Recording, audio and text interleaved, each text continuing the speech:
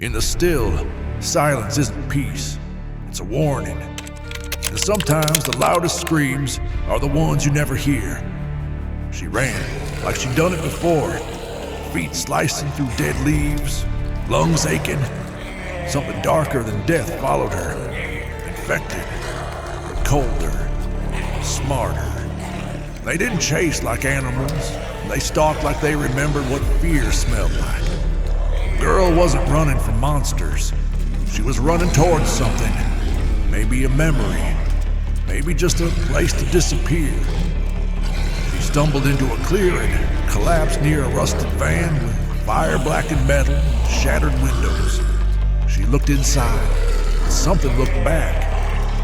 This world has a way of testing us, choosing who lives and who simply lasts. Most of us, we aren't the heroes of any story. We're just the ones still breathing. When the sun rises on the cracked highways and burned out exits, you start to realize survival isn't the same as living. That's where I found them. Rayna, Eli, Jonah, Mira and Lex, the tracker with a haunted stare, said he knew the roads, said east was cursed. We didn't argue, we just followed. Rayna was the heart, quiet strength wrapped in a soft voice. She carried more than her share and never complained. Her silence wasn't fear, it was survival. She watched over Mira like a sister, but in her eyes, I saw something else. Finality, like she knew her time was borrowed. Back when we found her, she was holding a broken walkie, whispering names to static. Eli was the mind, always thinking, always observing. He wasn't a fighter, but he kept us alive more times than we could count. Mapping the land, tracking signals, studying every movement of the infected. He held the journal like it was scripture, the cure, the coordinates. It gave him purpose. I once caught him staring at the pages so long, I thought he'd forgotten the world outside. Jonah was the fire, loyal but volatile. He'd kill for you. Question him once, and the fuse burned fast. He'd lost someone before, maybe more than one. I never asked, but the way he looked at Rayna after she confessed, that was a man who'd already had to bury someone he loved. Once, he and I shared whiskey under the ruins of a billboard. He told me he never dreamed anymore, just remembered. Mira was hope, not the blind kind, the stubborn kind. She believed there was something worth saving, not just out there, but in us. She could talk Lex down, calm Jonah, and shield Rayna when the rest of us looked at her like a loaded weapon. She used to hum while we walked, old lullabies, said they helped drown the screams she couldn't forget. And Lex was a ghost wrapped in flesh.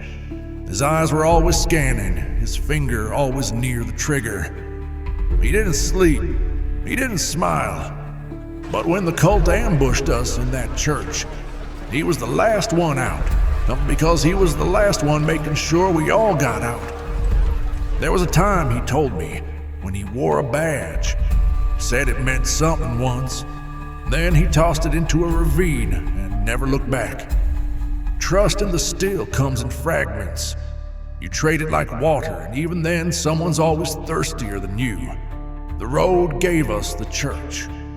Old stone, empty pews, red symbols on the walls, handprints in circles, dripping like they were still fresh. It was supposed to be sanctuary. Instead, it was a sermon of violence. The risen wait in silence. They move fast, fanatics with fire in their eyes and blood on their hands. They don't worship a god, they worship the end, and they wanted converts. Fighting's different now. It's not about winning, it's about getting out alive. Mira lit a flare, blinding half the room. Jonah swung like a hammer on fire. Eli dragged Rayna through a broken door. And Lex, he didn't blink when he pulled the trigger. We escaped. But what haunted us wasn't the cult. it was what Rayna said next. She sat in silence, cradling a secret like a loaded gun. Her eyes weren't pleading, they were preparing. "I was bitten," she said, "weeks ago. That silence afterward, that's the sound of bonds breaking, of safety fading." Eli dropped the journal. Jonah looked at his knife like it had new purpose. Mira froze, and Lex just stared. No shock, no mercy.